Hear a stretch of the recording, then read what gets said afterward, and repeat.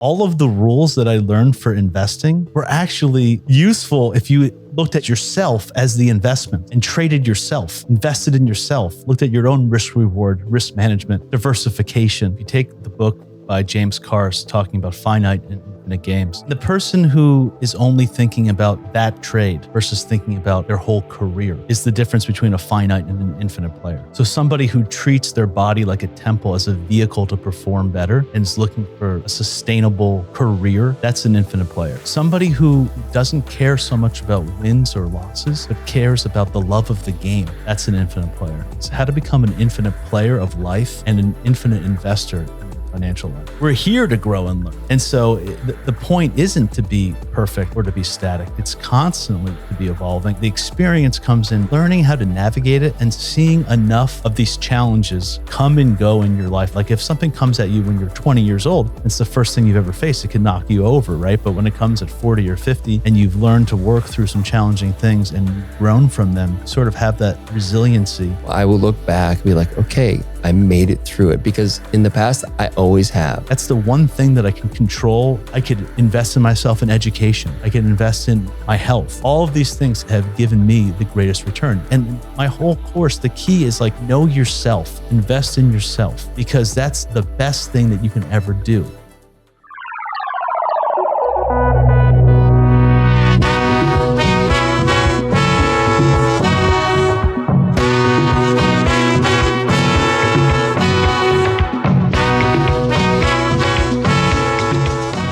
How could you perform at your best if your body's a mess, if your relationships are a mess, if you don't have good mental, emotional stability? You know, I view investing and I view being an investor or somebody in any business, like I look at it like I was trained for the Olympics, or like as an athlete would. That you have to take care of your body. You have to know how to move your body. You have to meditate. You have to go in the sauna and the cold plunge, and you have to eat right for you, and you have to go to sleep on time. You know, with this idea, like, you know, there was a big trading coach culture on Wall Street when I was there. You know, Paul Tudor Jones, who was my boss and mentor and one of the greatest investors and traders of all time, hands down, absolute total stud. And he was working with Tony Robbins. So Tony Robbins was his trading coach. Yeah. And so I looked at that and I said, wow, well, if he's doing that, I better find a coach too, because, you know, I wanted to be like him at the time.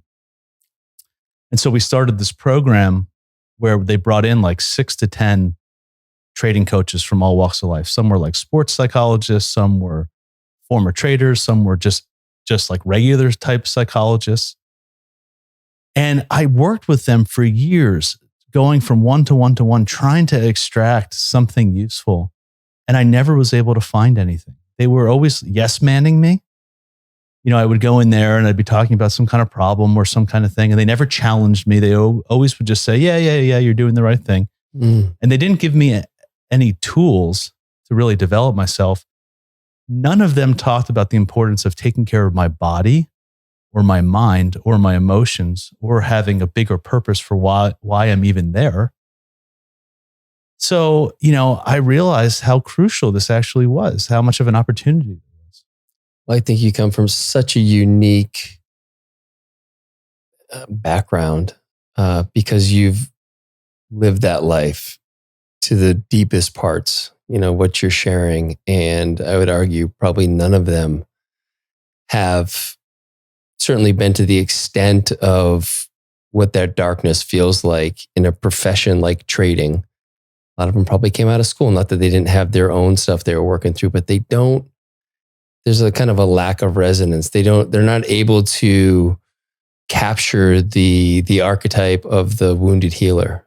And, you know, I talk about it all the time on the podcast, but because it's the most, I had to rank them, it's the most important one for me. Someone who's been there, been to the depths, seen it, and done their work to heal it. And what's interesting, because I had a similar experience in that I was surrounded by a lot of people that were sick. Mm-hmm. When you're surrounded by that many people and you're one of the sick ones, if you remain pretty unconscious to it, that's just the way it is. That's the price you pay to have the financial success that you're given. Fortunately for me, the group I traded in, I would say, was comprised of a lot of athletes, and they took their health much more seriously than others did. And then, I started trading in, I guess, 96. I really got into my own, really my fitness journey probably in 2007, turned into CrossFit in 2008, and woke me up. Now, not without a bout of depression along the way, and relationships, particularly with my wife, that weren't strong. But I was in a bit of a bubble. The guy, Will Hobart, who started our firm, he's a man's man with integrity. And you've been in that trading world. There's a lot of dodgy characters. And Will, really, our firm was stamped with his DNA. And the next partner that came on was a gentleman by the name of Alvin Dodek. And he was all about being authentic. And yeah, we're here to make money, but there's a right way to do it. So as I came on as the third partner, I didn't really have many other choices. Not that I would have chosen otherwise, but had I been in a different situation, where would I be today? So I was really fortunate to have mentors like that. Yeah. For me, that's what I call the infinite player or the infinite investor, right? If you take the book by James Carse talking about finite and infinite games. That was a hard book for me to get through, by the way. I didn't love the way it was written. Well, it's written as like a numerical list. I didn't love that. Which is tricky. But the rules are pretty phenomenal. And the person who is only thinking about that trade versus thinking about their whole career is the difference between a finite and an infinite player. So somebody who treats their body like a temple as a vehicle to perform better and is looking for a sustainable career, that's an infinite player. Somebody who takes a job because it's easy money or because it seems like they need to do it in the moment, or who does a trade that's sort of unethical or rips off a customer or doesn't stand on a trade. When you're trading, obviously, most people think that a lot of this stuff would be like somehow contract based, but a lot of it is based on your word, right? If I worked in the pits, you worked in the pit. A lot of the stuff that I did over my entire career, of course, a lot of it became more and more electronic. But most of the trades I did were literally just talking to somebody on the other side of the phone. And if you say you're done on something, meaning we have a deal, it's your word. And there's a lot of people who don't stand up to it, and it causes a big problem. But yeah, being authentic and standing up for that trade, even if you don't want it, realizing the longevity of the relationship is more important, that's an infinite player. Somebody who doesn't care so much about wins or losses, but cares about the love of the game, that's an infinite player. And that's what was really represented to me from Paul Jones, and what I want to bring into this course for all of the people who take it, is how to become an infinite player of life and an infinite investor in their financial life. Yeah, and you are uniquely suited to share this teaching, this course, this experience for people. And it was funny, as I was kind of doing a little bit of prep work, one of the questions that came to me is, why are you, like in your words, like, why are you uniquely suited? And then, I kind of in some ways answered my own question, and I want you to go deeper on it. But Jared, your brother, had sent me a little blurb on some of your, the certifications and the experiences you've had over the years. And I think at the tip of the spear is probably Paul Chek. Sure. But I'm just going to read through these, because for us to sit with each of them, it's a 3-hour podcast, but just so people can land a little bit of, not only were you a founder of the weather derivatives for, Paul Tudor Jones and a highly accomplished trader. You studied with Paul Chek in the Chek Institute for 15 years. Yeah. Longest, about are you the 14 longest years. student? Yeah. Yeah. That experience, deep experience with Tai Chi, Yep. process work, psychology, community drumming, student of yoga and Sanskrit, certified in Voyager Tarot, advanced studies of open focus meditation, biogeometry, Rachel Epstein visualizations, Lois Laney Restorative Breathing Institute, medicine songs on the flute with, is it Michaela Baumgartner? The Alexander Technique, vocal training. Is it Dalcroze style music theory? Yeah. And you sit on the board of consciousness studies at the department at the University of Virginia, which is your alma mater. So that's like interesting. It's to say the least. When you hear that, right? It hits me pretty hard. Like, wow. Like, you know, what's that feel like? It feels like, wow, I feel like I've explored a lot of territory. You know, it's cool. I mean, it's interesting for me because I was always a good student. You know, I don't know if I talked about this on the last podcast, but that we did, which was but for the listeners, we did one. I don't remember what number it was, but Cal and I did a podcast about 6 months ago that probably, and it was incredible. So I highly recommend. Yeah, we covered a lot of territory there, so we'll definitely link to that in the show notes so people can go back. Yeah, but one of the things that are interesting to think about are our earliest childhood memories or our earliest childhood dreams as sort of this guiding light or like sort of projection of the process that's moving through us in this incarnation. And so one of the earliest childhood memories I have is I was 7 years old and I came home with a report card to show to my mom, my first report card in first grade. And I thought I was going to get some kind of reward from it because I thought it was pretty good, you know, probably 4 satisfactories, like 1 excellent, maybe a couple goods, you know, it probably wasn't even like A's or numerical at this point. Right, It's like a joke. It's so young on that it was like the fact that there are even report cards is sad, to be honest, which get thrown out in alternative modes of education like Waldorf schooling and homeschooling, where the focus is not so much on the grade. It's on the experience. It's very stressful for young children.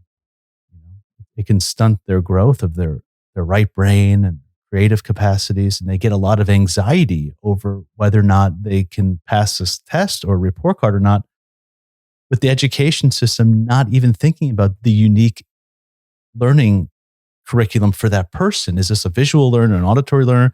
Is this person better with their hands? Should they be out in the field? And grading them on that, but they're grading them on all things that I tended to do well in school, and I'm sure you did as well with your background. I did, yeah. But it's not for everybody, and it creates a lot of anxiety. So I come home with this report card. I give it to my mom. She says, well, this wasn't what I expected. And I lost it. I threw myself in the air and I smashed my head on this big flower pot and wound up in the hospital. And what's so interesting about that is like that drive to get that good grade is what I didn't realize, but what I was chasing through school was to just, there was this unsatiable thirst to keep getting that good report card. Then I go into a field of trading where you have a report card every second. Every second, bro. Every second you look up, you're getting a report card, right? Yeah. And so I became this like great student. And, you know, I became a great student of Paul Tudor Jones and Paul Chek and all of the amazing teachers that you listed there. And I always had this idea of going for the best of the best. And I want to learn directly from them. And I always dove in deep. But a lot of that passion was from being that eternal student that got created, which has a lot more layers to it, because on one hand, I realized that the reason I was so overweight was because, you know, I was, for the listeners, when I was 26 years old, I was working at Tudor Investment for Paul Tudor Jones. I was ranked one of the top 30 traders under 30 in the world at the time. I was managing $1 billion portfolio. I was making millions of dollars at a very young age. And I was like seemingly living the high life, but I was 330 pounds and I was sick and I was nearly dying and I was extremely depressed and lonely. Right. So I'm not sure. What was I talking? I can't remember how I got there. You remember? About you being the eternal student. Yeah, the eternal student. So what happened to me was I realized that I was looking for this sense of appreciation and success from an external source because I was needing my mom's approval, who was just standing in as a dream figure. But then it was like Paul Tudor Jones' approval and Paul Chek's approval and everybody else's approval. And, and so I kept being this incredible student. And what I'm stepping into now is what was missing in that is becoming the teacher. And so I'm realizing now that in order to really complete my hero's journey, it's about stepping into the unknown of integrating everything I've learned from being this eternal student to now being a wisdom teacher for the next generation. Oh, that's beautiful. And we know that when we go, and it's funny, I had someone on recently, a guy by the name of Mark England, and he has a process called the Enlifted program. I forget exactly what it's called, but it's Enlifted. And one of the things they talk about is when you hear something, there's like a 30% chance that there's a hit. And if you write it down, it goes to 50%. But once you share it or teach it, it goes to 80%. And we know that any time that we've gotten into that space, we may be trying to work out, how to share with someone, but just getting into the energy of really being clear with how you feel about something and then expressing that and then just playing with that person. But generally, whenever I've been in that kind of coach teacher mode, almost everything I'm saying is just really just for me. It's just directed back at me in some way.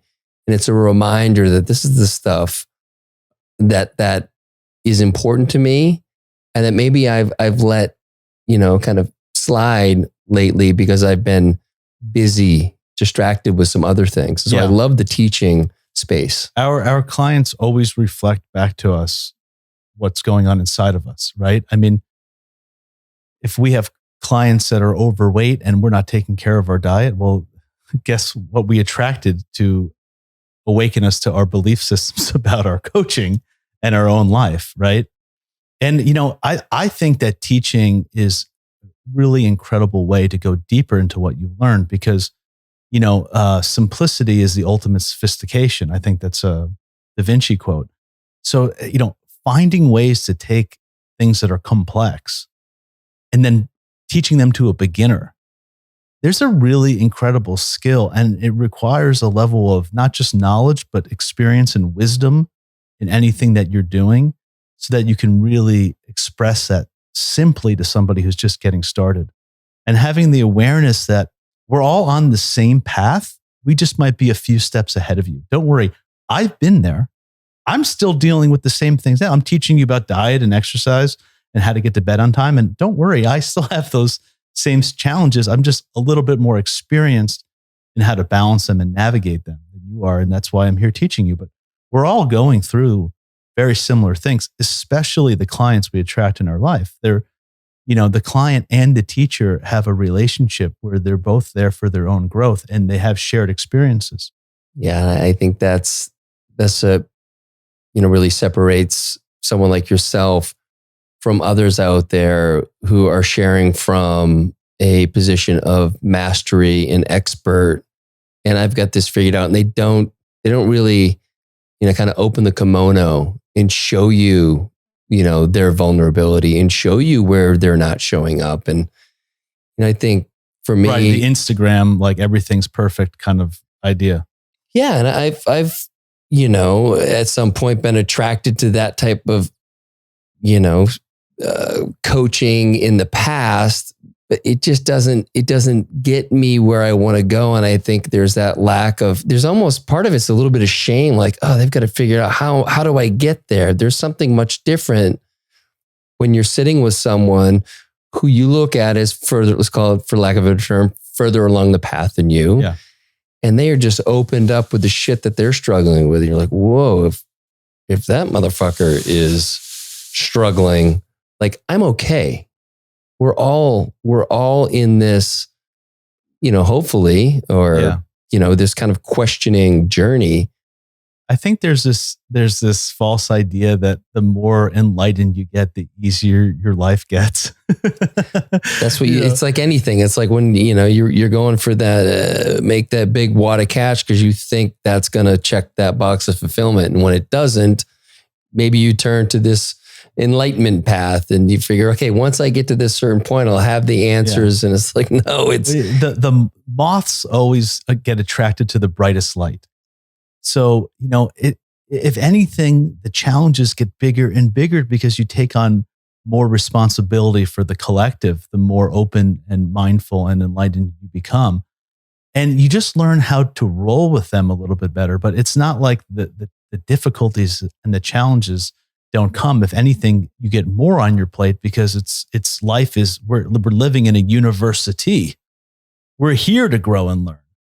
And so the point isn't to be perfect or to be static. It's constantly to be evolving. And so in order to do that, once you know how to manage this thing, well, then a relationship comes in, and then you're managing a business, and that's more challenging. And then you're managing a podcast, and it keeps continuing, like that. But the experience comes in learning how to navigate it and seeing enough of these challenges come and go in your life. Like I was 330 pounds and I overcame it. I've had my first wife had a mental breakdown at the end of our first marriage and a very, very insane divorce.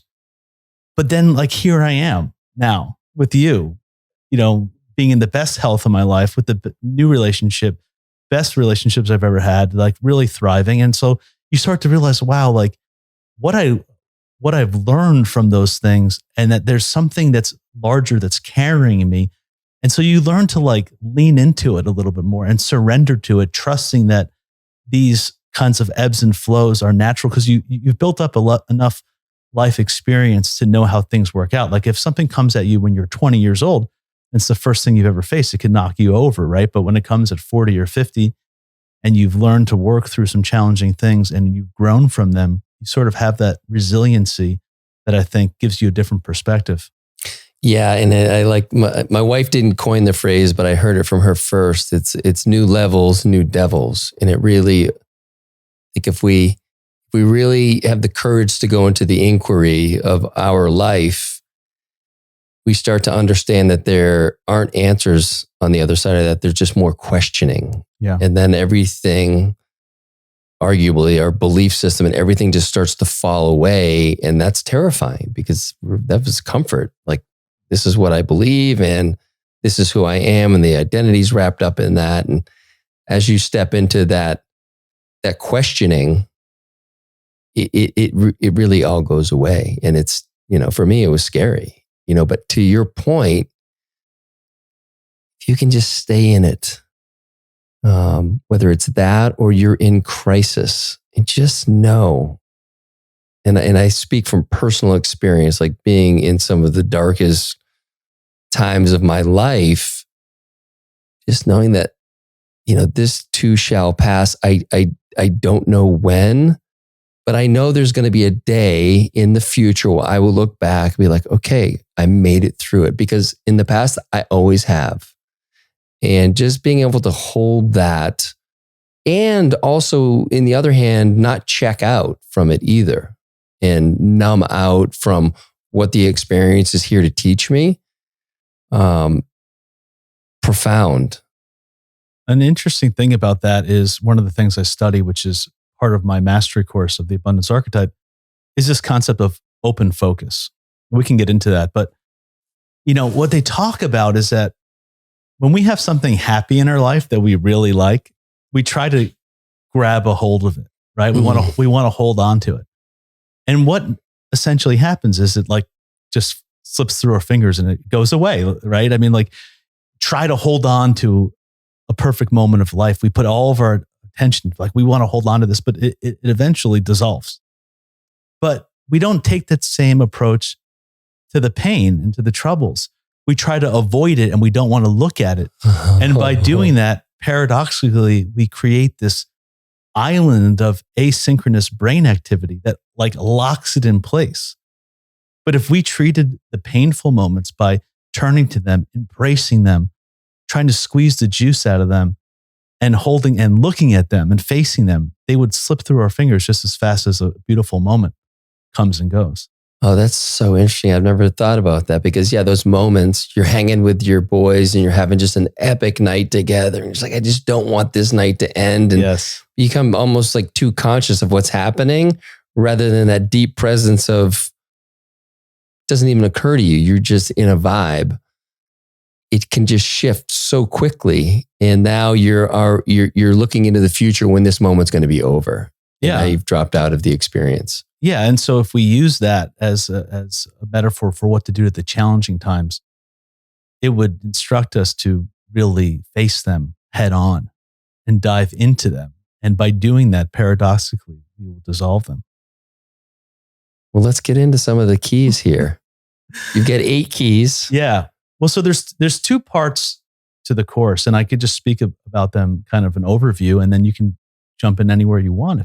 I'd love that. And in the courses, so it's evergreen where people will sign up. Is it the type of course where we're all going through as a one particular cohort? Yeah. How do you have it structured? Yeah. So if you go to my website, jasonpickard.org, you get access to this document. I don't know when this podcast is going to air, but you get access to this document there where I put together what I call the 8 keys to greater wealth and well-being. And I think I shared that PDF with you. It's a beautiful document.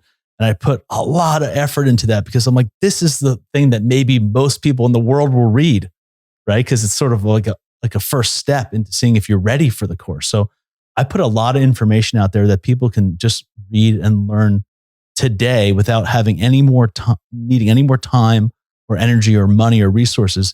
They can make simple changes in their life to generate more wealth and well-being. But my course is so basically you go to jasonpickard.org.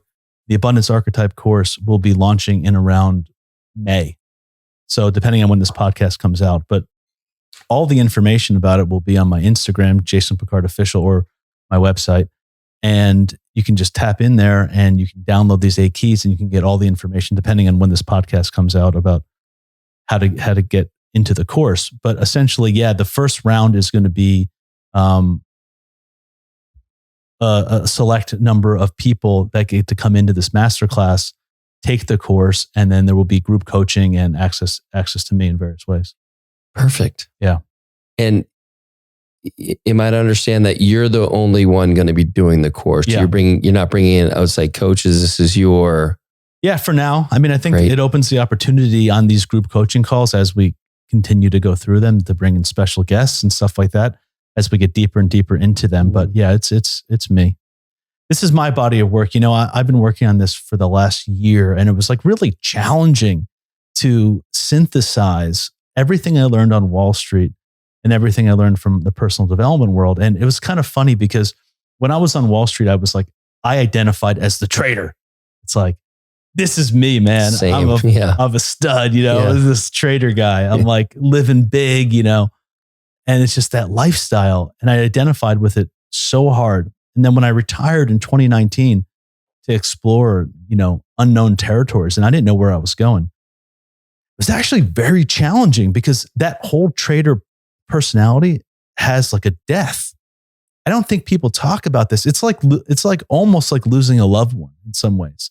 I mean, probably not as painful as that, but like there's a part of you that you wake up the next day, the phone stops ringing, the emails stop coming, nobody cares about you, nobody is inviting you out for dinner or for drinks or, you know, to go to a ball game or to go to an important meeting or wanting to know your opinion. It's just fade to black. And much like a professional athlete. Yeah, it's the same kind of thing. And so like exactly. So you leave this career where you're like so important, you have this huge identity, and then it's like, what's left? And so that was a very, very powerful time. And I started exploring all of these interests that I had, all of those things that are on there. Most of those things I was doing on Wall Street once I learned how to heal myself in order to be a better trader and to be more balanced. And that's what made me more successful. And a lot of that's in my course, but I pushed away from that and then started exploring all of those things professionally because I was really just doing them more as a client-based work. And I pushed that trader thing aside. I'm like, that's not me. Same. Right? I don't want to think about this guy. I don't want to think about this that guy. He was not evolved. Right. So then I go into this personal development world and I'm like, now I'm this like, meditation monk guy or something. I don't know. And the world brought me back into the trading, but now with what I've cultivated. I went on the hero's journey. I went from the known to the unknown world, harvested the elixir, and now the you have to circle back. And it was just like fascinating for me that no matter what I do, I actually couldn't get away from that part of myself. And I went deeper into that because I think it's really interesting. We were talking about these earliest childhood experiences. And when I was a kid, I loved drumming. I still do. We were just drumming downstairs. Drumming and magic were my earliest hobbies. Before anyone in my family introduced me to anything, before I got into any kind of extracurricular stuff at school, I was into drumming and magic. And like, I don't know, the drumming is like, I love the rhythm, just feeling the rhythm. Like I could just felt so embodied in it. And the magic was just like these like curious, like aha moments, right? But then I go into trading. And as I'm reflecting, I realized that what made me a good trader was being in touch with the rhythm of the market, feeling her rhythm, feeling her beat. And I always felt like there was a magic to making these profits that like literally came out of thin air, right? It was always like an aha moment to me. And so then I leave trading and I go into, coaching and doing process work psychology and being, in a therapist type role with people. And I realized that what made me a good therapist was following the rhythm of my clients. And then I always would get that same aha moment when I give them a piece of knowledge and I could see their minds opening, right? And they were like, oh, wow, that gave me that same feeling. And now with my course, I develop a course to give my students rituals for their life, rhythm and rituals to their day, and how to create a structure, and so that they can open up their minds. And I'm still getting those aha moments. So what I realized was that behind the trader, behind the therapist, and behind the creator of the Abundance Archetype is actually a process that's moving through me, which is the essence of the drum and the rhythm and the essence of the magic. And it was when I identified with that, I realized that I never left that trader behind.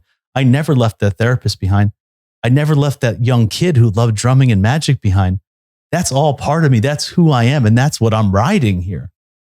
And so it really gave a different perspective on these identities that we have with these jobs, because they're really representations of like a deeper process that's verbing through us. Yeah, man. Wow. That's so resonant for me. I spent many years, I left trading 10 years ago, and it wasn't until 2 years ago where I finally invited that part of myself, that trader, back in. And it was through the process of writing a book, which will come out in the fall. I heard it's amazing, by the way. I've had a little bit of a taste from my brother. I thank you. Yeah, I'm real happy with it. I'm excited about it. But it wasn't until, we were in some kind of workshopping mode and I was sharing about trading and I just lit up. And all these lessons just were flowing through me in the context of what it meant to be in the pit. And that was where the healing for me started to begin. And then I weave so much of that throughout the book in a way that a trader or non-trader would understand. Yeah. But it was, and I remember I was on a call. I believe I had done a podcast with Boyd Vardy, who's been on a number of times, and I believe this was over Zoom. And he said, when you learn to love Trader Cal, that's what you need to orient towards. And he had said that it wasn't until 6 months later that it happened. And I got it because there was so much resistance. That guy He was unconscious. He was just trying to make money. He was like just all the bad things I could think about just to get him as far away from this new, awakened. I had the similar, right? Yeah, similar journey. And, I had to really embrace the parts of that were good and useful, like pattern recognition and future prediction and following trends and going contrarian to beliefs. Like there's a lot of incredible skills that could be harvested. And, that's the thing, is that I never, I'm not the trader anymore, but I've kept the essence of what was good about it. And now I've integrated it. And so that's essentially why I created what I did. Yeah. And I guess that's why I wrote the book, though I didn't know that in the beginning. It wasn't until it happened. I was like, oh, I'm writing this book so I can heal this part and share that with others. And it was it's interesting for me. It was a time in my life. We talk about intuition. We talk about feel. That's when I was in that flow of it. When I was trading my best, sure, I could do math, but it was about making decisions without rationale. I just felt like the market was moving in a particular direction, that they were going to start buying volatility. And then, so I knew to pull the trigger. Yeah. There's a lot that brings up for me. We have to have access to our wholeness to be at our full potential. How could we be at our full potential if we only had access to parts of ourselves? We need to explore all parts of ourselves, the ordinary states of consciousness, the non-ordinary states of consciousness, our waking reality, our dreaming, the information in our body, the intelligence of our heart. All of these things make us better at whatever we do because we have more access to more parts of ourselves. I think this is so crucial right now with artificial intelligence. I'm not an AI expert, but it doesn't take one to realize that AI is infiltrating the whole world at a very rapid pace. Many jobs have already been eliminated and many more likely will, from laborer to educator to artist to scientist. And so one of the first rules that I learned from Paul Tudor Jones, which is essentially what I realized and was this big aha moment of coming back to the trader, was that all of the rules that I learned for investing were actually useful if you looked at as yourself as the investment and traded yourself, invested in yourself, looked at your own risk reward, risk management, diversification, competitive edge, unit sizing, all of those things, which I get to into the course here. But the first thing that you must identify is your competitive edge, what makes you a good investor. And at the same time, you have to do that in your life. What's your competitive edge? What creates stable, repeatable returns for you in relationships, in your diet, in your movement practices, in your sleep practices, in your spiritual practices, etc. But talking about AI for a moment, I think we need to find what is our competitive edge of being human. How do we compete against machines that can do left brain, similar linear logical analysis and span the entire internet in milliseconds? And we're trying to remember 10-digit phone numbers that we can't even do anymore, right? And so it's a daunting idea. But for me, we have to get access to our right brain, the feminine part, the receptive part, the creative part. We have 4.9 billion years of evolution pumping through each one of our cells. 4.9 billion years of market research on the human body. Okay? We have the intelligence and the wisdom of our heart, which is proven scientifically to be way stronger than our brain, and is proven by heart math to be able to have future prediction and many other amazing capacities. We have access to our gut brain and our microbiome and the intelligence of our gut instincts. And we have access to dreaming. We can dream. We can go to bed at night and we can literally solve our problems and get answers to deep solutions, deep questions with what I think is the greatest AI there ever is. Imagine for a second, the magnificence and the intelligence of your dreaming to give to you this perfect image of what you need to call into your life, where your shadows are, where you can grow in a way that is not so offensive to you and upfront that it would shut you down immediately. It's so intelligent and beautiful. The body has so much information. The heart is so wise, but we've forgotten about these things. And what I'm saying is, if we don't get back to the things that actually differentiate us as being human, we will not compete and survive. And so that is like one of the things that I really felt was essential about this course is I need to teach people how to listen to their body. I need to teach people how to listen to their heart. And I need to teach people how to work with their dreaming, because those are investment allies and those are survival allies. And those are also the things that bring us well-being. And I think if we don't get back to the future on this, I think we're going to be playing somebody else's game. Imagine being a trader and having to step into a pit of a product you've never traded before, or a martial arts fighter. And you have a particular skill set and you're just going to all of a sudden do the other one that your opponent has, who's like, a triple black belt in some, thing. Like, you got to know the turf and what your edge is, and you got to stick to that. And the biggest thing about that is finding an individuated, unique approach to your own life. It's recognizing that you are your greatest asset. You are the greatest technology. Like, I'm sure people come to you all the time, like they do me, and say, what should I invest in? And I'm like, fuck, I don't know, man. Like, like, should I invest in the stock market? Should I invest in bond? Like, look, there are people out there that will eat your lunch, in a millisecond. And you're talking about just like throwing money around. I'm like, I don't have this perfect solution of you're going to invest in this thing and it's going to like automatically give you this like dream retirement. There's no guarantees, right? But the one thing that I can tell you is that the best investment I've found is investing in myself.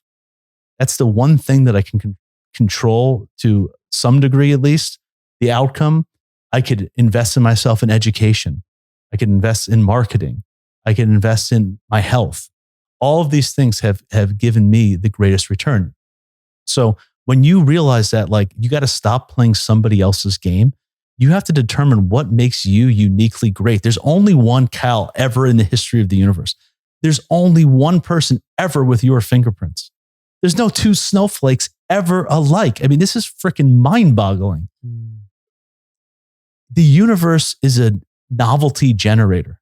Everything is one of a kind, but we're living a one-size-fits-all world. We're living as data sets and numbers, but we're not. We all have unique stories and unique dreams and unique processes that are moving through us, and unique traumas and injuries and diet requirements and movement requirements and sleep requirements. We all have very specific family history and ancestral history and religious programming and all sorts of things. We are so unique. And my whole course, the key is like, know yourself, invest in yourself, because that's the best thing that you can ever do. That's the one thing that I can assure you will help you differentiate, because if not, you're playing somebody else's game. Well, let's dig into that.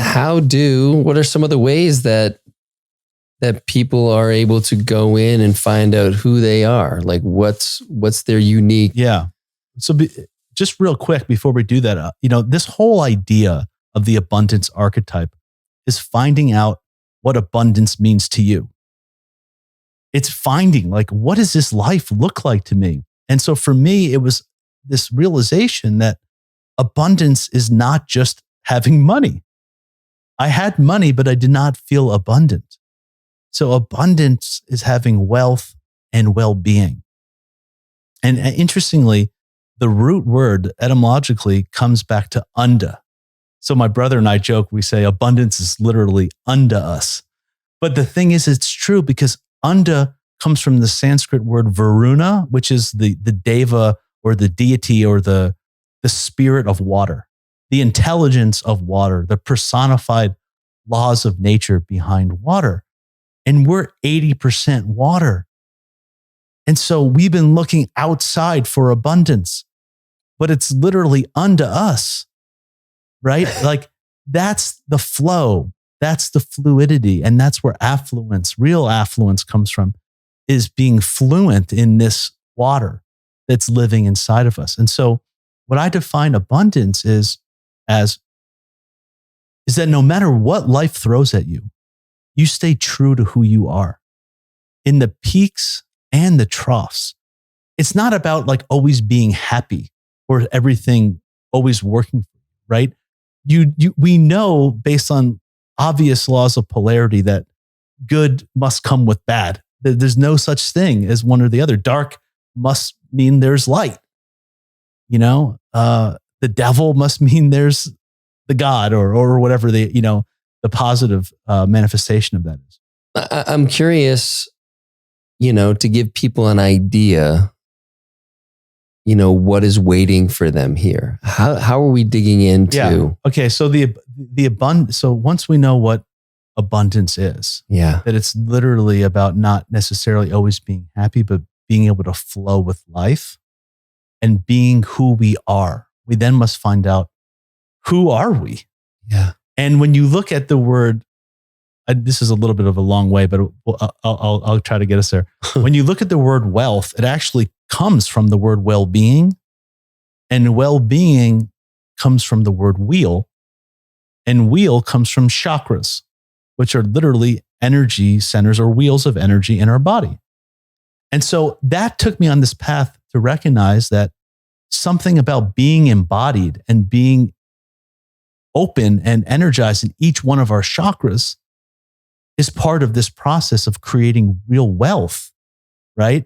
And it's like this whole wheel is being in reciprocity with nature and being in reciprocity with your society. And in that, like, it's not so much about net worth, but net impact. What is your impact? How is your wealth performing? Not how is it being possessed? And so when I got on all these trails of starting to get this bigger picture of what abundance means, it's like about being in reciprocity. It's about being fully embodied. This took me on this path of going deeper into this course. So the big thing that I wanted to talk about today is how from this understanding of the chakra system and my studies of Ashtanga yoga, the 8 limbs to Ashtanga yoga, I realized that what people now are calling flow science, which is what, Jamie Wheel and Stephen Kotler, which, amazing research talking about, getting into these flow states. And they go back to Mihai Csikszentmihalyi, this author of flow from the 1960s. And he goes back to William James, American psychologist in the late 1800s. And what I realized when studying William James was that he was studying India. And so what I recognize is that what we're calling flow was literally tens of thousands of years old that people have been perfecting to master life and to get into these flow states. So I realized, like, oh my God, this is like our birthright. Flow is, we're born to be in flow. This is ubiquitous to all people. We can all have access to this. And it's actually our natural state that our ancestors cultivated for years and years and years that we've devolved from. So that helped me set up my 8 steps to mastery, loosely based off these 8 steps of Ashtanga yoga, which also are following the chakra system. And I'm calling it an 8 chakra because the chakras, we mostly talk about the 7 chakras, but I've seen lists of them going up well into the 20s with all sorts of various explanations that I don't even know. But, my chakra system, you go through the 7 and then at 8, you're in the flow and you're embodying this sort of higher image of the abundance archetype for yourself. So the first one that you have to identify is, if you want to be great at what you do, you have to love what you do. If you study any of the great masters like Bruce Lee, Einstein, anybody, professional athletes, if you want to be the best at what you do, you have to love what you do, or it's not sustainable. If you wanted to be an artist and your parents told you, Cal, you have to be either a doctor or a lawyer in our family. That's it. And oh, shit, I guess I'll choose the doctor. So you go into medical school and now you find yourself literally just going in and checking out and going through the motions and coming home and watching 5 hours of CNN at night and numbing yourself out. You know what I mean? Yeah. And like, you're not there on the cutting edge of medicine, pushing it and researching it and growing it because there's no love in it. And so that's the first thing, is walking people through various exercises to how to really identify what it is that they love to do. And you don't actually have to leave your job to do it. And some of it is getting in touch with the things that we already laid out about what were the things that we've always loved to do. You know, if you look at what you loved to do when you were 7 years old and you told me, you know, I always wanted to be a baseball player. You know, I'm 50 years old. How the hell am I going to be a professional baseball player now? Well, you know, we'd go deeper into what was it that you loved about baseball? You know, was it the team energy, the competitiveness? Was it the strategy, calling a game?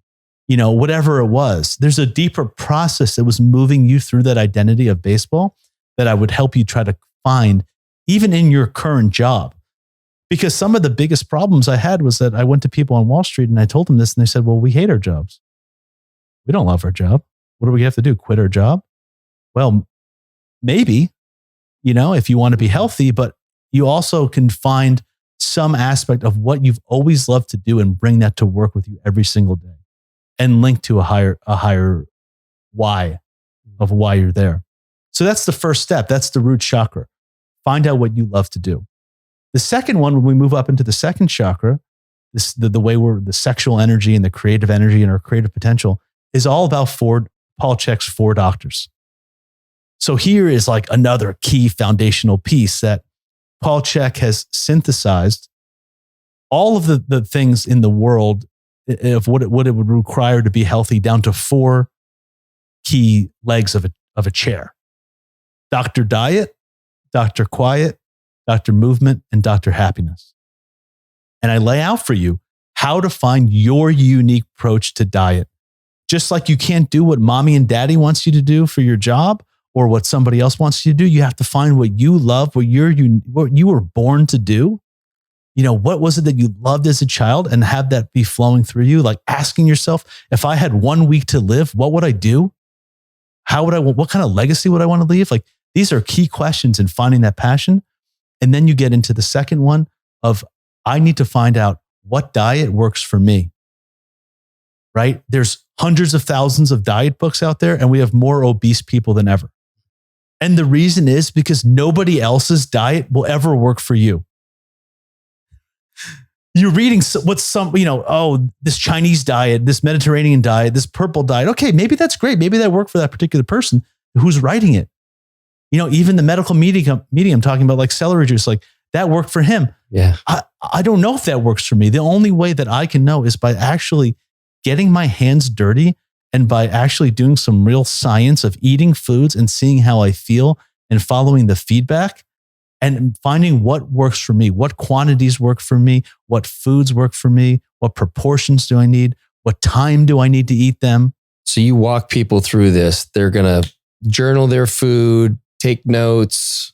Yeah, do you have any prompts like, look, there's like, these foods are generally considered red light foods. Like what kind of education? I talk more high level, like the importance of organic food. Okay. Right. Like if you want to be performing at your best, you have to put good nutrition in your body. I mean, it sounds simple to us, but the reality is you can't put McDonald's oil in a Ferrari and expect it to perform.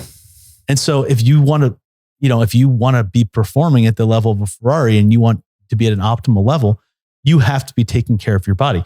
If you're putting non-foods into your body, like processed food or chemically laced food or commercially raised food or GMO food, it actually takes more energy for your body to process that, to deal with the toxins and to convert it into something that you can actually use to make your body, the cells that are being reborn that day, then it actually gives you an energy. So you're perpetually getting into this, cycle of energy drops. And now you're looking for energy drinks and caffeine. And all of those are messing with your mental and emotional ability. And your body is chronically in fight or flight survival mode because your body is sending signals to your brain. This guy is not actually putting in here what we need. We're under threat. And when your body's under threat, you can't access your right brain. You're all left brain. You're all working from yesterday equals today. And you can't access creativity, intuition, your imagination, and think of new possibilities. And how good is that to be thinking yesterday equals today in trading? I mean, it's always a new moment. And so if you're sitting there and your body's under stress from a poor diet, from poor exercise, from not enough or too much, or lack of sleep, etc., you're sending these signals to your body that you're in fight or flight, and then you cannot be at your best. You can't have access to all parts of yourself. So yeah, I walked them through some of the keys to diet, about the importance of organic food, very high level stuff, and encouraging them with resources like to Paul's book, How to Eat, Move, and Be Healthy, and Holistic Life Coach 1, where they can get more information. And I tell them, particularly like you might either fall into one of the three categories, like an equatorial, a polar, or a mixed type of diet. And these could be general ideas for you on proportions of proteins, to fats, to carbs. A framework. But I talk very high level about like, look, here are the things you want to avoid. Here's why, toxins and processed foods are bad for you. If you can't pronounce it, don't eat it.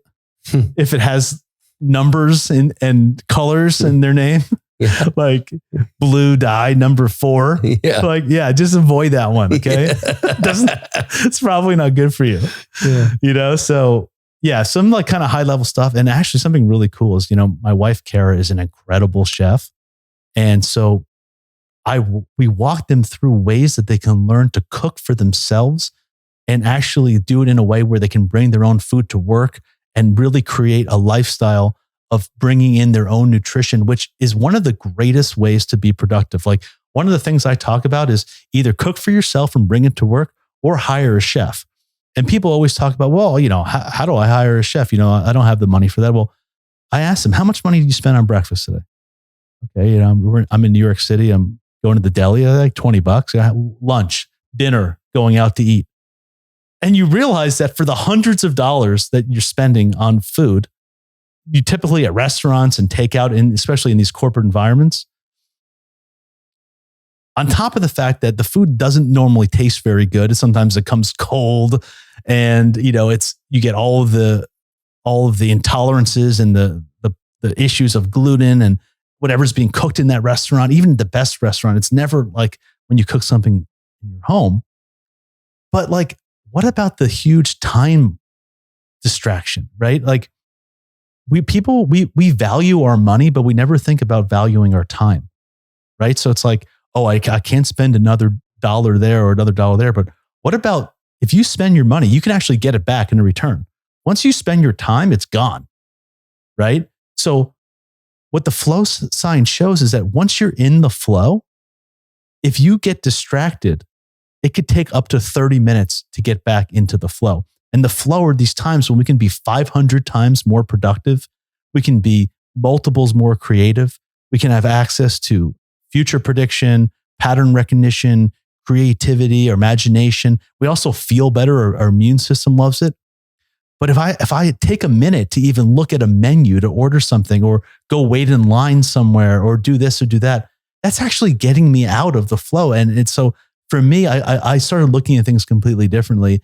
Is not so much how much does this task take in terms of time or in money, but how long is it going to take me to get back into the flow from doing that particular task? Because I know how valuable I am to myself when I'm in those states, right? Mm-hmm. So I walked them through a lot of these things about food, and Kara does this whole like thing about literally from how to hold a knife to how to cut your vegetables. This beautiful footage, is like cooking show level. I talk to you generally about exercise, and I go heavily into the concept of working in. So many of us work out all the time. We're constantly working out. But when you have a very high stress job, like on Wall Street, the reality is you probably need more working in than working out. So working out actually uses your energy. It's sort of a stressor to the system. Now, it's a good stressor, but it's still a stressor. And it could, if you're very stressed out and having a poor diet, it could push you deeper and deeper into pain. where working in actually gives you more energy because you're doing these slow breathing exercises, these Tai Chi or Qigong-like exercises where you're moving slowly and breathing, and they harmonize all of your biological oscillators so your body starts performing and feeling at its best. And when you have this intake of oxygen, you get this natural high and natural energy. You have more mental clarity, you have more energy and all these kinds of things. So I focus more on that, and I take them through one Paul Chek working in exercise that I used to do at my desk for each level of the course. In addition, 8 exercises that I learned from Guy Voyer, the founder of Eldoa, the Eldoa method, French osteopath Guy Voyer, and one exercise for each level of the course in terms of things that you can do at your desk and each day to really improve your performance and feel better and feel more energy naturally. So instead of giving somebody, because my whole idea is I can't give you an exercise to do. I don't know anything about you. Yeah. So I created things that would be universally safe for all people. And was more of the working in. So this whole section is on that essentially. The third one gets into talking about posture. Okay. So our posture is controlling our breathing, and breath and oxygen is the platform for abundance. It requires 4 times more oxygen to make a change in your life than to be in your habitual state. So if we want to grow and we want to become the best versions of ourselves, if we want to become abundant, we need to have oxygen. We also need to be able to sit or stand or whatever we're doing and take a comfortable posture where we're not fighting against, gravity constantly with back pain and neck pain and all of these different things, so that we can actually get into the flow instead of worrying about all of the aches and pains of our body. We have to be able to sit for long periods of time comfortably in good posture, effortlessly, with a good uptake of oxygen so that we can actually perform. I mean, back pain alone is one of the biggest saps of productivity. Absenteeism, productivity, it's the highest cost of medical bills. People all around having these huge problems with back pain. Back pain can make you suicidal, for some people that's chronic enough. So imagine even on the most subtle level, what kind of signals these little pains in our neck and back are sending to our body and our mind that are putting us in a particular state, not optimal to be at our best. Yeah. And so the whole thing about posture is, again, creating an individuated approach for you, right? When we went to school as kids, we all got the same size desks. It doesn't matter if we have like a Kyle Kingsbury or like, a 4'8" girl, right? We're all in these same size desks. And the same thing happens when we go to work. We're sitting in rows of desks that are completely uniform with the same chair. And what I show you is I teach you from years of experience how to literally set up your desk, what the height of the monitor should be for you, what the angle should be, how high or low the desk should be, how to have your keyboard tray and where to put your mouse, various types of chairs to sit on and how you're sitting in the right posture, and ways to get biofeedback from your body to confirm that you have the right setup. So not only is it about an individuated approach, but I found that it's key to have variation and optionality, right? Go from standing to sitting to kneeling, to sitting in a Swiss ball, to standing, to walking around. The whole idea is not like we want to be on a treadmill every single day for 8 hours a day, because we'd wear down our body and our body would adapt to the same stress. The whole idea is variation. And when we can stand for 20 and sit for 20 and then walk for 20 and be on a Swiss ball for 20 and do all of these things and have the optionality to move all of the components around, we can be really firing on all cylinders, because we can be assured that our body is not getting stiff. It's constantly being pumped and energized, and we can get our oxygen and our breathing into an optimal state, which is so key for performing at your best. Yeah, I think it's often overlooked. Granted, it's the standing desk has become popular, and the Swiss ball has been kind of rolled into the office, but generally there's not enough, as you said, variation. Well, I'll tell you the big problem with that. So when I was on, I don't know if we mentioned this in the first podcast, but I was on Wall Street and I got turned on to these things, and there was like 400 people on a trading floor, all with the same static desk and static chair. And I said, you guys got to cut my desk out and put in a standing desk. I need a standing desk.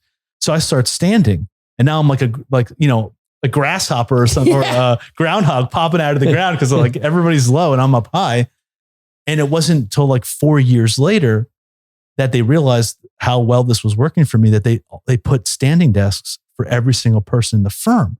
But the problem was I'd see these men and women with the worst posture now at their standing desk. If you have a standing desk, you can't have your keyboard like far out on the desk and leaning on the desk because then you're hunched over. So you have to have a tray that comes out that can go up and down and angle and all of these different components that I teach about. But just because that you have the Swiss ball, or just because you can have a standing desk, doesn't mean you're standing optimally for your body, for your back, or for your breathing. So that's a little bit of a trap that I see people fall into, is like not respecting the elements of posture and poise that need to be held in all positions and being aware of them. It's a new level of awareness for many people, but once you get used to it, it's very, very helpful. Yeah. And do you have any thoughts around the Pomodoro method or some form of that where, work for a certain period of time, take a break, go do something else, come back? Yeah. I don't know that method very well, but I think it's like 25 minutes on, 5 minutes off, or some variation of that. What I studied was that that people that tend to get into these flow states have these 90 to 2 hour blocks of possibility that they can be highly productive before they need a break. What I think is important for everybody is to really think about what times of the day work for you to do various tasks, right? So I might need to know that I need to get up at 6 a.m. to do a particular meditation or something before my family gets up. I might dedicate certain times of the day to family time. I might dedicate certain times of the day to the gym, dedicate certain times of the day to being productive and writing, for example. But the idea is that when you're doing that activity, you're fully immersed in it. This whole idea that multitasking is actually better is really silly. The idea is that if I could spend 8 hours in my desk being interrupted, answering a bunch of emails, text messages, calls, my kids coming in.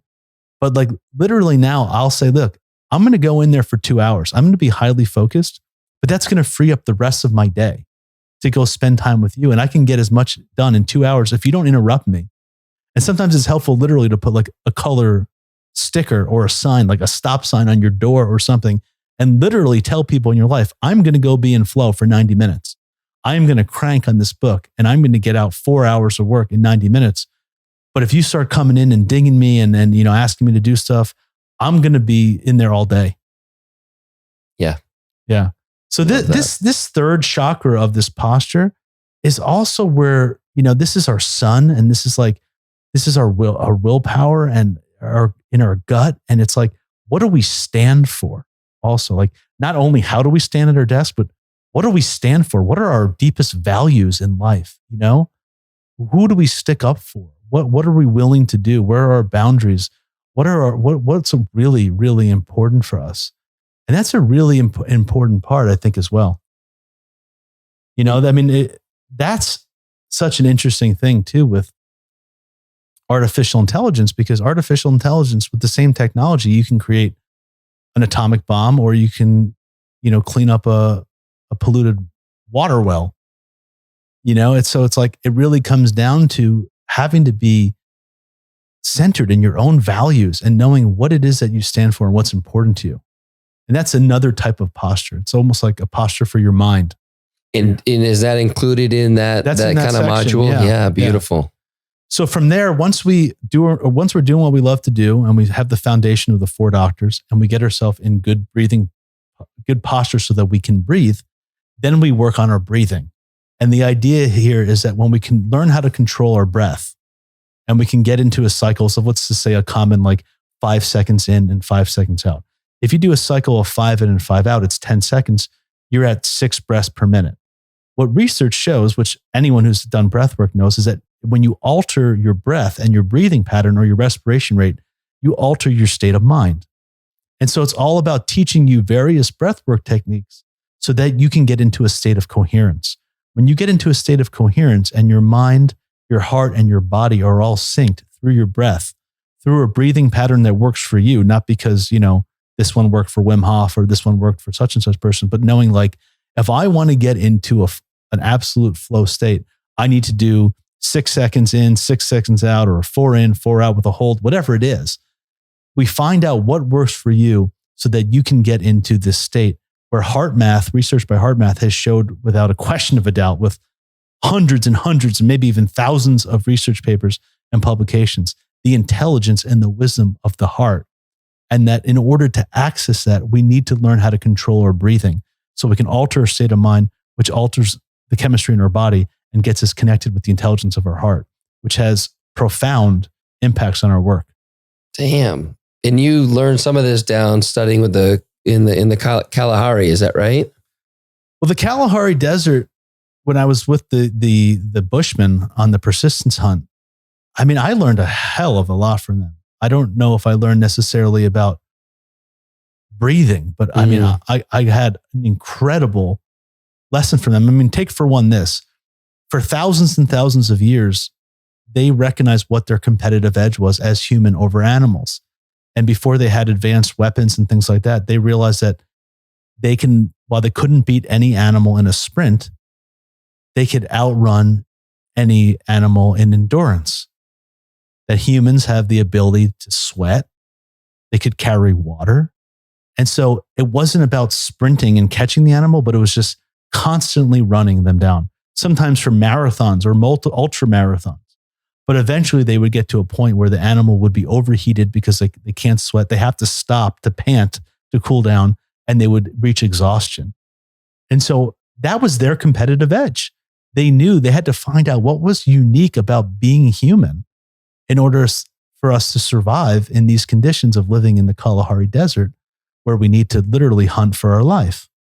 And so I learned, many, many things from them. And that was just one of them. What called you down there? How did you end up in the Kalahari? I was at the time of my life where I was a little bit of a warrior stage, still trying to prove myself. I had lost all of the weight, but interestingly, I still hadn't felt very different.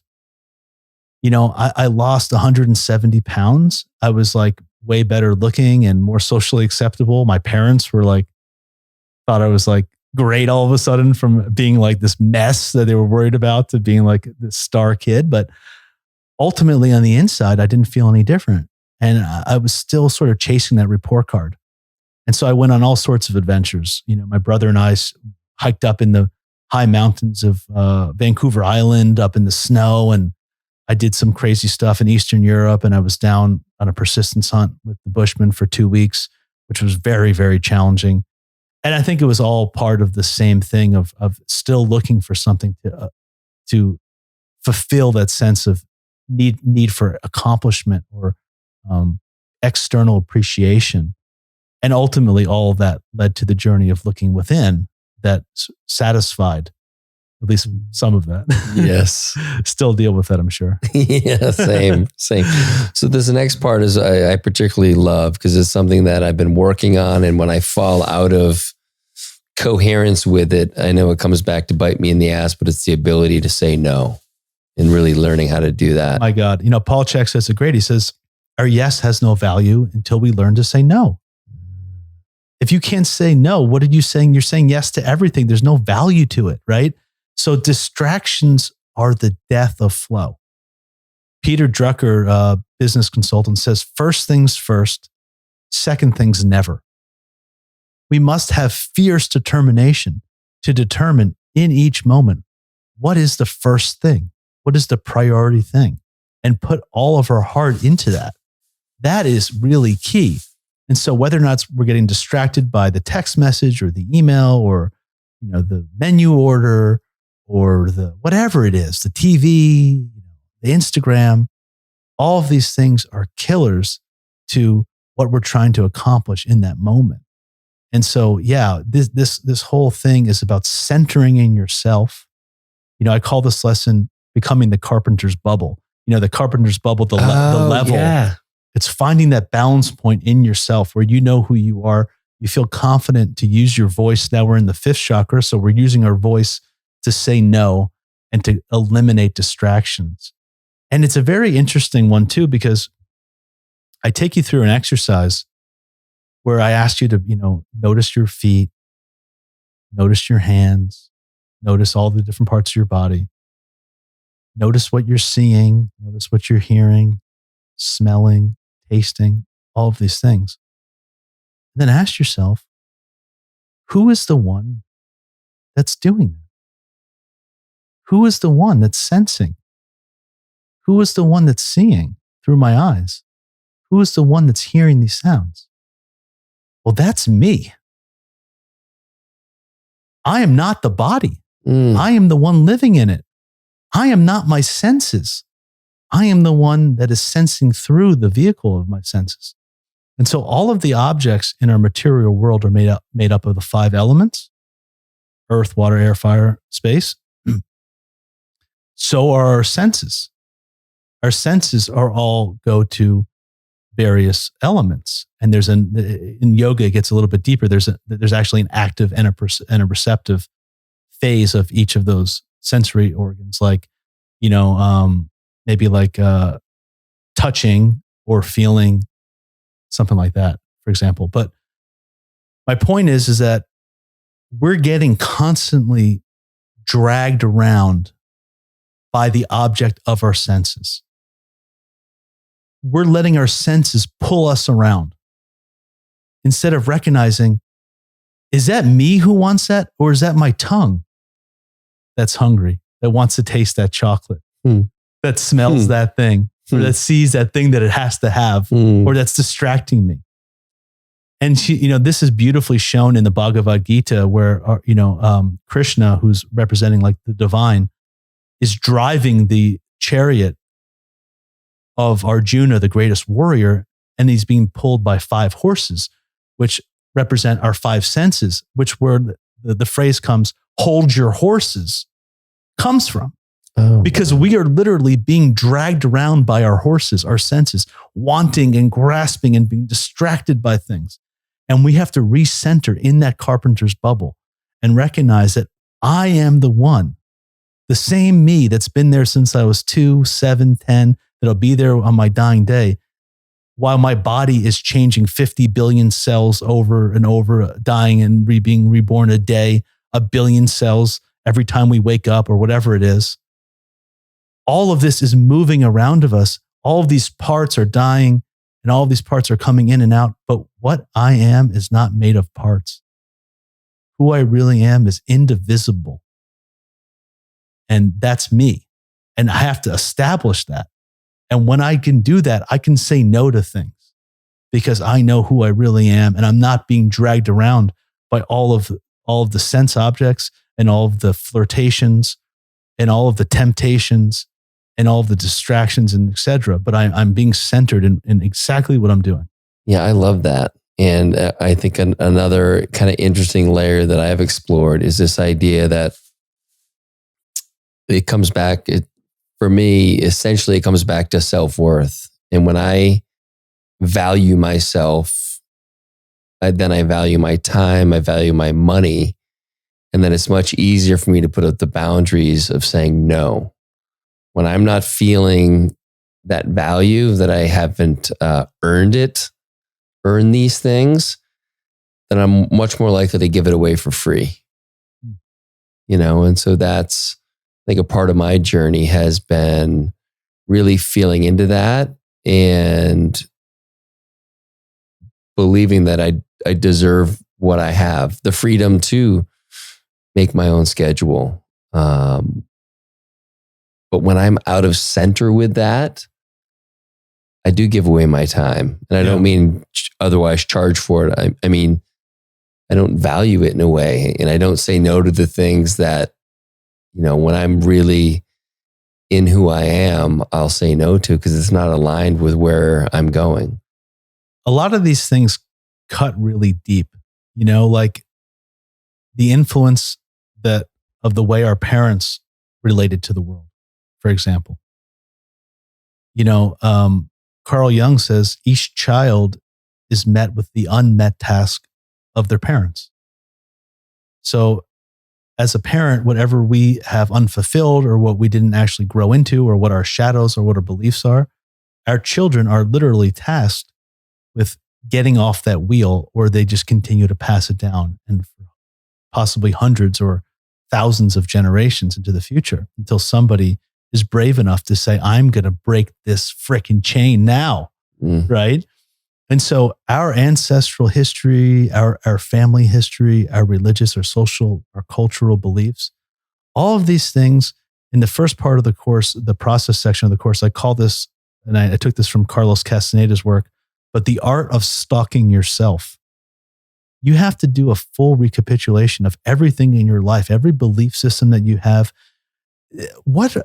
There's no belief system worth living that's not worth questioning.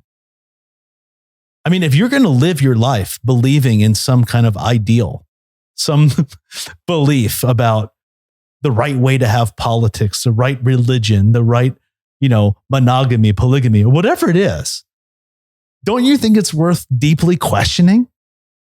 I mean, one of the lessons I learned from Paul Tudor Jones, it's in the process section of this course, which comes before this mastery one, which I'm excited we're into. But he says, every day I wake up and I force myself, I question every single trade that I have on.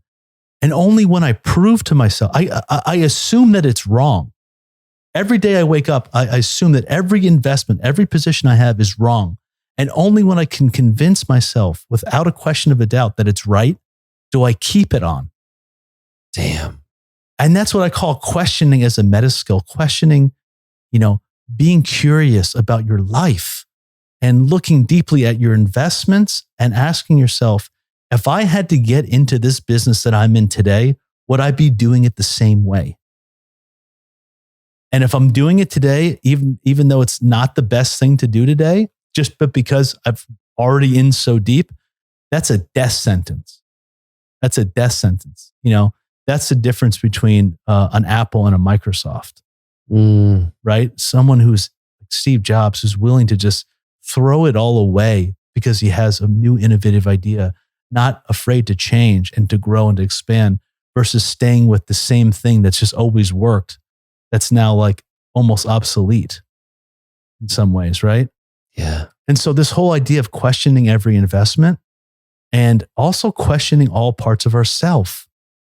I sit on the board of the Contemplative Sciences Center at the University of Virginia, which is an incredible department trying to really bring in contemplation and meditation and integral studies into mainstream education, which is something that I'm really passionate about, because I'm sure like me, when I went to school, nobody taught me how to eat. Nobody taught me how to move my body effectively. Nobody taught me how to paint. Nobody told me how to make love. Nobody told me that who I really am is not even this body that I'm struggling to be in at 12 years old, being overweight. That there's actually something deeper inside. Nobody said the word soul to me in school. No. Right? And so, we're having a hard time at the university, even this is an incredible opportunity at the University of Virginia, to even consider that contemplative studies could be even like something that somebody could minor in, let alone major in. But if you went to India, especially in ancient India, people that sat around asking existential questions about the meaning of life were revered. And you would get down and you would wash their feet and feed them rice or whatever, because you would so respect that, like, the people that are actually asking the deepest questions about life are the ones that are here to help us the most. So like this idea of questioning everything is so important. And it's not a skepticism. Like, I just don't believe anything. Yeah. Like, I'm a total disbeliever. No, it's just about like actually doing the work and like digging into it and looking at all facets and really exploring all facets of yourself and not being afraid to change your mind. Right? Bro, that's in my Instagram bio. I reserve the right to change my mind. There you go. I mean, I think it's an essential skill of a high performer and a successful person, and it shows a very wise person, because if not, we're getting rigid and dying. So rigid. I grew up so rigid. So black and white. And, again, getting into those gray areas is is beautiful, but really challenging because it shakes the foundation of something that was, you've been with for your entire existence. But that's, again, one of the ideas behind this whole podcast is, do you have the courage to question it all? And what does that mean? And those areas that you aren't willing to question, as you said, are they worthy of being a part of? If you're not willing to question that, what are you afraid of? What's the ultimate goal?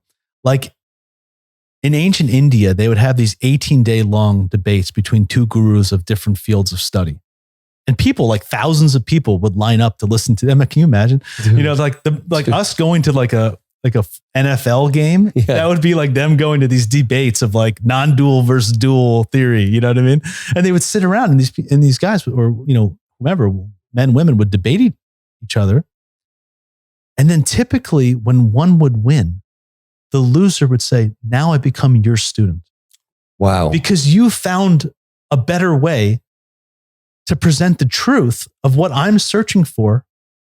And I'm not here for egotistical gain to be like, more important or to be this leader of something that's not perfected. Like, if you have a better way, you're my teacher now. Because my only goal is to discover more about the truth, universal truths, and the truth of myself. It's not for any kind of egotistical, standing, right? And so, like, we've really lost that. Yeah, we really have. That openness and just curiosity, and that being really the kind of the North Star. It's one of the most quintessential skill sets for being a successful business person. This child's like mind, we get to this in 7, but this openness, this curiosity to view the world like it's 99% unknown and 1% known, which, by the way, it is. Yeah. But like which is just fact. It's just, but like to live like that, to live like being open to new possibilities.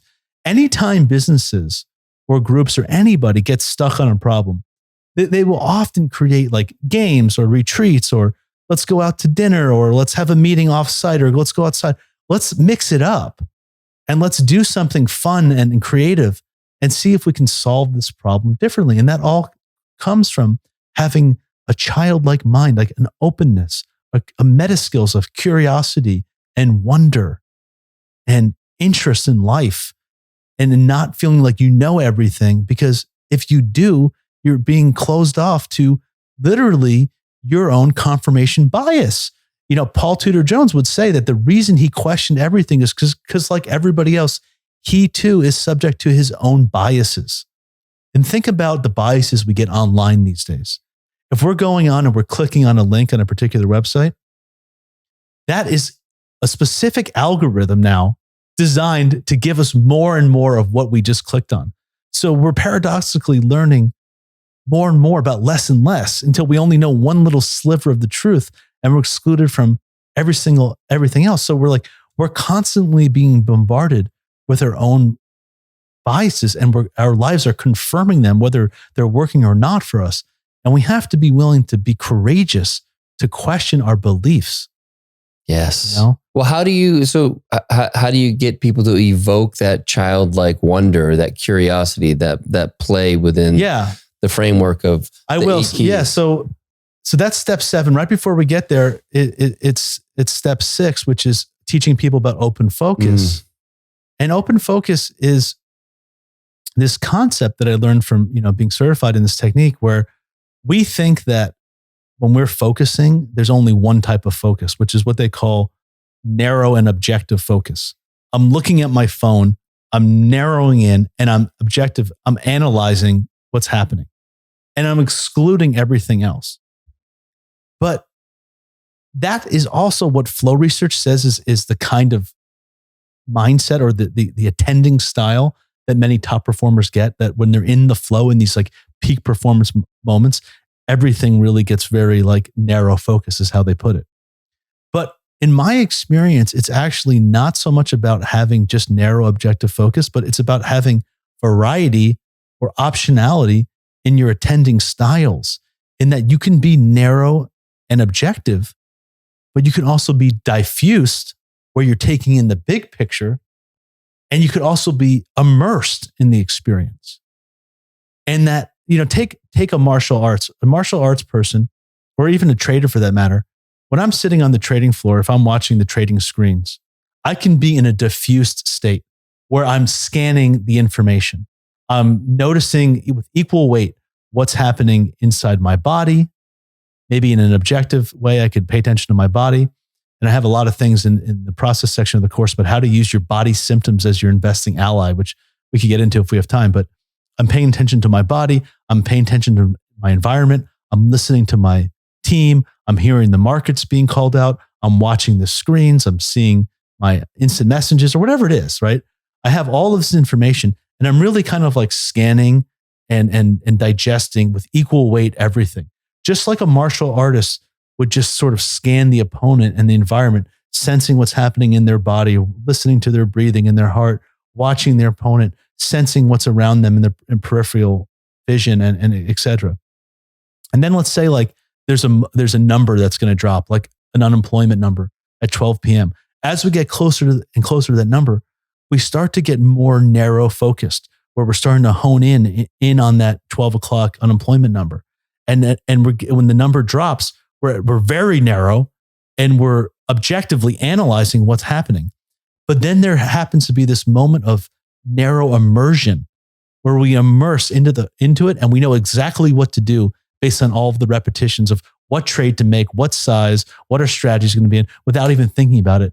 Just like a martial artist will be open, taking in all the information and then get down and narrow so they have the opportunity then to react and immerse in that way, right? So when we're in this more diffused, immersed style, it's actually gets us into parasympathetic. So it gives us out of fight or flight into this rest and digest system where we're open to intuition, creativity. We have more access to information. It's less stressful on our body. And then we're not in this like totally open, not narrow, but we're also not hyper focused in this fight or flight emergency state all the time.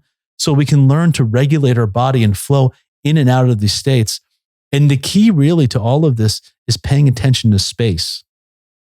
So right now, as I'm talking to you, I can notice the space between us. I can notice the space in the room, the space between me and the ceiling and the floor and the walls. I could have a sense that there's space behind me. I can notice the space in my body.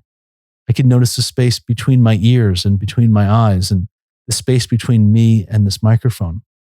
And so it turns out that when we attend to space, it's very, very productive for these high flow moments. And so this is like, I practice this stuff like in the cold plunge, for example. You get in the cold plunge. Yeah. Talk to me. Well, you get in the cold plunge and it's like, it could be extreme. But when you start to get, instead of this, again, this narrow objective focus, like, oh my God, I'm freezing and my body's shivering. Yeah. You start to pay attention to the sensations in your body. You pay attention to the sounds in the room. You pay attention to the space in the tub, the flow of the water coming over you, the space between you and the walls or you and the ceiling.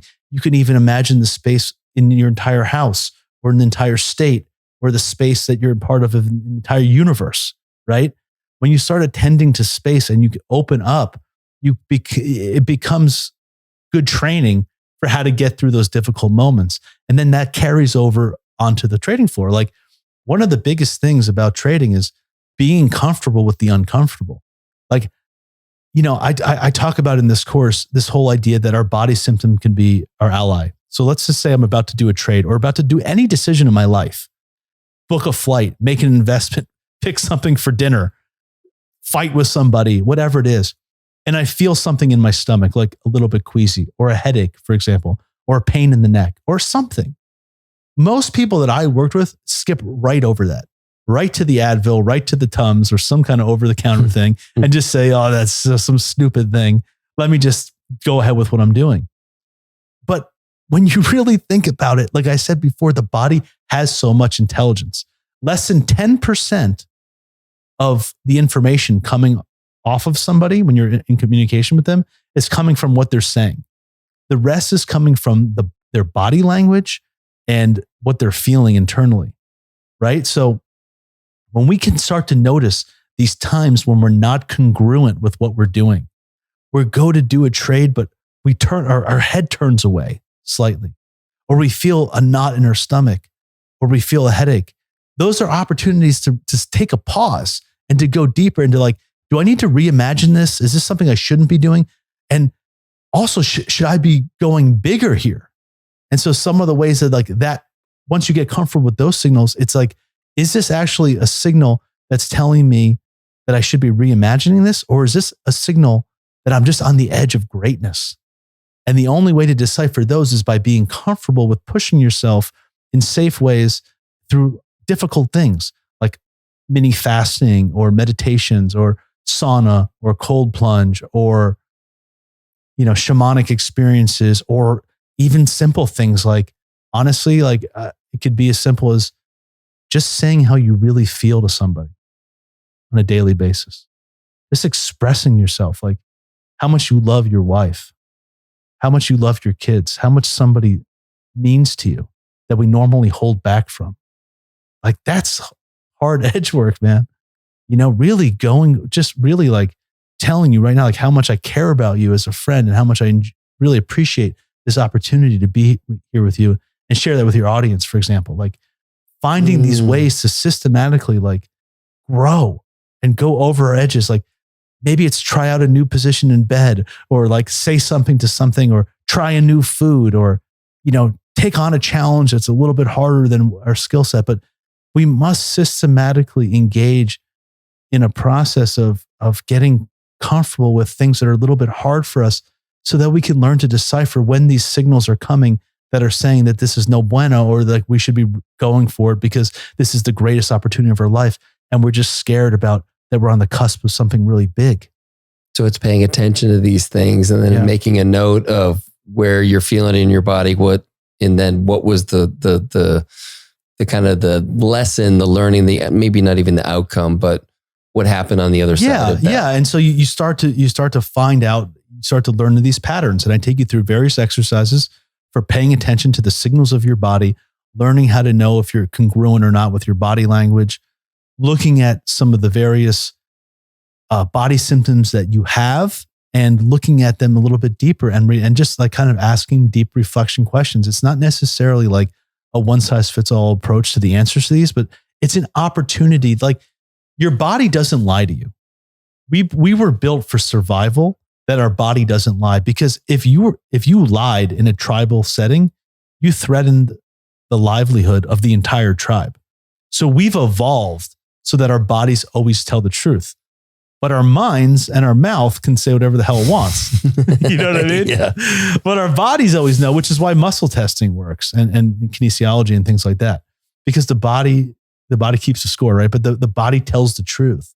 The body doesn't lie. It's the ultimate lie detector test. Yeah. And so with that, it always knows what's best for you. It always has your back because with, its own survival. Yeah. And so it's always there offering wisdom to you. And these things that we think are nuisances or disturbances or challenges, what if they were really there as your guide to awaken you, information that can be useful for trading? Like, just on a simple thing, like imagine you're sitting at your desk and you're feeling bloated. You could just ask yourself, where's my portfolio bloated right now? Where am I underweight? Yeah. And I need to be a little bit bigger that I'm not. Yeah. Like even those just like little moments of reflection can open you. They're like little pulling on the tail of a creative process. Yeah. It's like a little pattern interrupt from getting in that, it's not even you're not necessarily in a flow state at that point. You're in this kind of just like, not quite numbed out, but you're just sitting there and it's boom, you get the ping. Yeah. What to do with it. I love that. So to answer, just to finish it off, the seventh one is losing your mind to find your genius, the benefits of altered states at work. And, there's a lot of information out there about microdosing, all that stuff, which I'm not getting into in my course because it's just not where I'm going. And I'm not even really qualified to do that. But I show you little ways you can alter your state in like 1 minute, what I call microdose meditations, little ways that you can do these little creative exercises. Go out in nature and do a little thing, do a little one-line drawing, see what flirts with you or calls your attention in the room while you're trying to solve a problem. Little ways to alter your mind and cultivate that childlike mind so you can see different angles to the problems you're facing.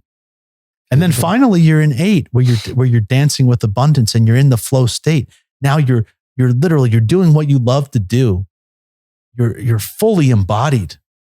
You have the right posture. You're breathing. You're in your heart. You've eliminated distractions. You're attending with perfect focus, and you're altering your mind. And then you're just one with the abundance archetype, where it's just flowing through you, and you are performing and feeling at your best, and you're living like your dream. And it was a very interesting thing, I'll tell you, when I created this course.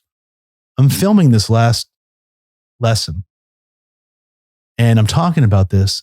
And as I'm doing it live, and I had scripted out the whole thing for months, and I'm sitting there and I'm realizing that, wow, I realize in this moment that I'm not abundant until we're all abundant. That my abundance is intimately connected to every other living being's abundance on this planet. And that a real abundance is actually becoming an elder and thinking about, what is my 7 generational return? How is this going to impact the next 7 generations? How is this going to impact the world? How am I going to create products or have solutions that make the world a better place so that we have a home to live in, and that our children have a good life and fresh food and clean water, and the billions of people that are living in slums and poverty actually can, have their survival needs met. And it really opened up this whole new level for me that I was so surprised to do. Which gets me to this last point, is that what I found so fascinating also about creating this was that I realized, I had gone on this sacred hunt with my brother. I took a group of guys down with Monsell Denton, I think, to the sacred hunting. And we did a small little medicine journey, which actually funny, the guys thought it was like the deepest one they've ever did, but I have a little bit more experience. So I was I was just enjoying myself and just having a beautiful day. And I'm lying under this pecan tree, just I don't even know where, we're somewhere deep in Texas. And I got this message that you're not the boss of this course. You're an employee. I'm working for the abundance archetype. She is alive, and she has her own dreams and her highs and her lows and her desires and her likes and dislikes and her mission. She is an entity, a powerful being that is alive. And I realized, okay, in this moment, I come work for you, and I let you show me how we're going to create this thing. And I'm just a servant of this mission.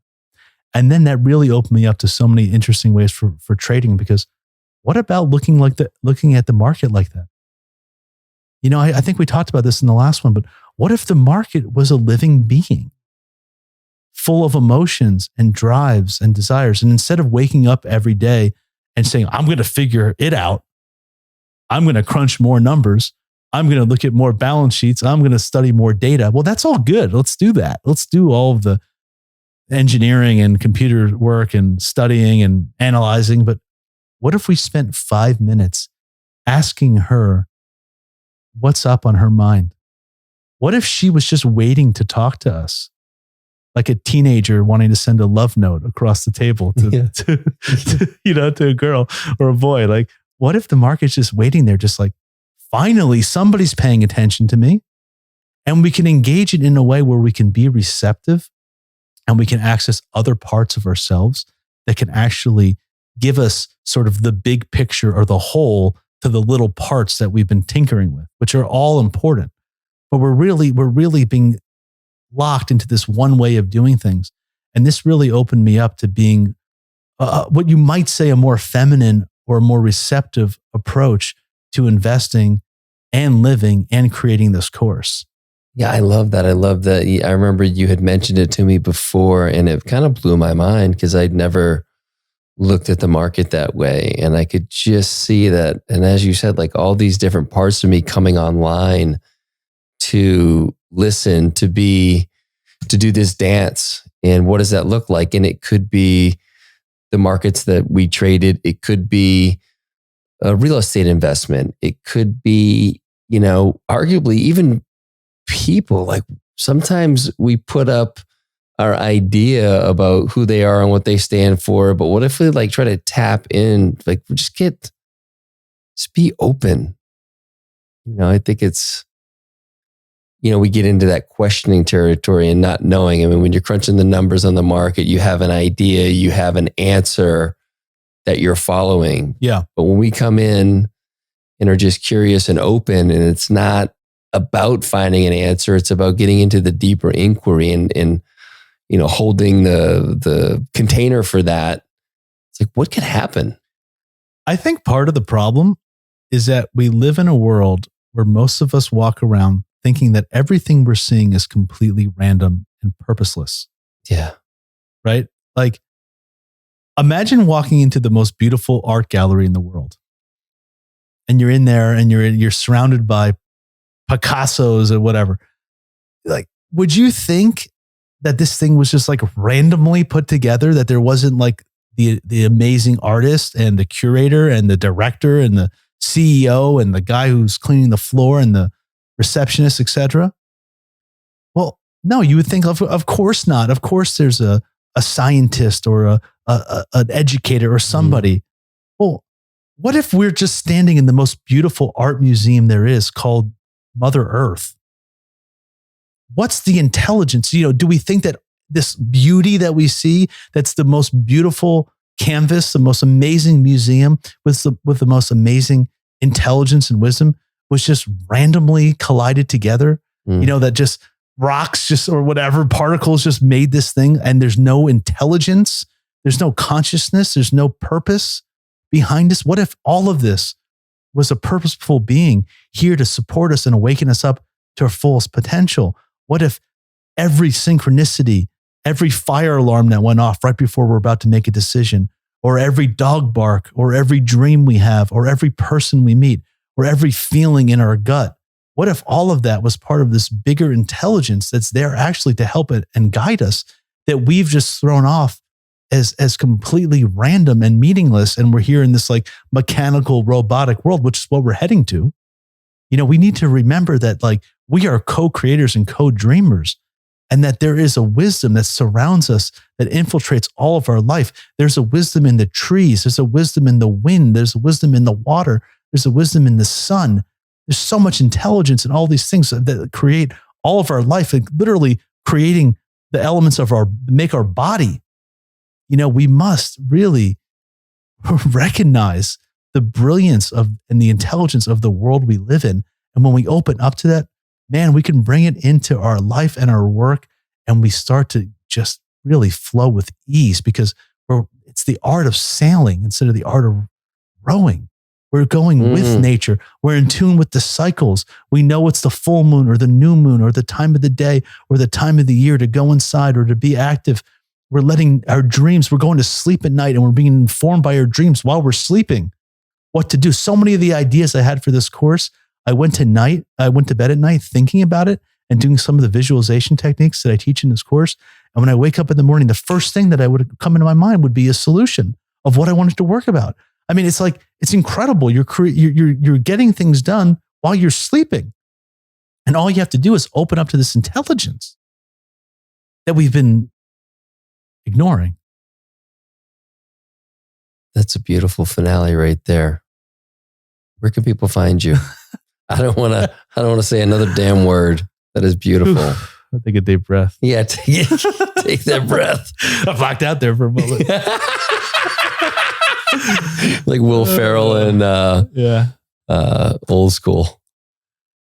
Yeah, thank you. So check me out at my website, jasonpickard.org. This will all be in the show notes, but I'd love to hear it. Where you can download the 8 Keys to Greater Wealth and Wellbeing, which is my free gift to you. I put my heart and soul in that thing. In case you don't do anything else, download that guide and see how it improves your life. Be open to that. And you can check me out on my Instagram, Jason Pickard Official. And I'm new to Instagram because I was going to say, I don't know that I follow you. I didn't know you were on there. Well, you'll be You pick up a follower Yeah, today. you'll pick up a follower at least one. Hopefully a few more. Yes. But, I was never on Instagram because I always held this belief that if I wasn't promoting my business or a deep message, that it was a complete waste of my time. And so when I wanted to create this course, when I was working on Wall Street, I had no interest in social media because I just felt like it was a complete distraction and a time suck. And I see the addictive nature into it. But now that I have something to share, I'm on there and I'm putting a hell of a lot of time in there. I write a lot of stuff on the copy and I'm creating a lot of content. So please check me out. I'd love to hear from you and engage with you and see how these things move you. All the information will be in the bio on my Instagram about how to get into the Abundance Archetype and also on my website, jasonpickard.org. And, I'm really I want to say this to everybody. This is a pivotal time in history. There is more money circulating around the globe than ever, but we are literally the sickest we've ever been as a human race. We are at a pivotal tipping point where we have to get back to what it really means to be authentically us if we're going to make it through the state of the world that we're in and thrive in the future. And so this is why I put this out there. I really want to witness your transformation and your changes and your impact on your world. I'm very excited about it. And I hope to hear from you so we can dive deeper and make the world a better place for all living beings now and in the future. Beautiful. Thanks for coming on. Dude, thanks for doing this work. It's so important. It's more than just, kind of sharing your gifts. Like you're really stepping into this guide, this elder. This is my life's path. Like I said, in my childhood dream, it was becoming that teacher. And just to wrap it off, when I fell back and I hit my head and I opened a pot, I cracked my head. And so my life's mission has been about opening people's minds, opening my own mind and helping other people's open their minds. Without having to crack their head. Without having to crack their head, but the metaphorical cracking of the head. Yes. And it was a flower pot. And so when you open your head, flowers emerge. And that's been the secret juice of my life that has been there since I was born, that it took me 40 something years until I could actually remember that and really now bring it forward with me. So life is very comical in that way. It seems like there's a lot of cosmic jokes that are lying around. If you're paying attention. Yeah. Awesome. Thanks, brother. Right, I love you, man. Love you too.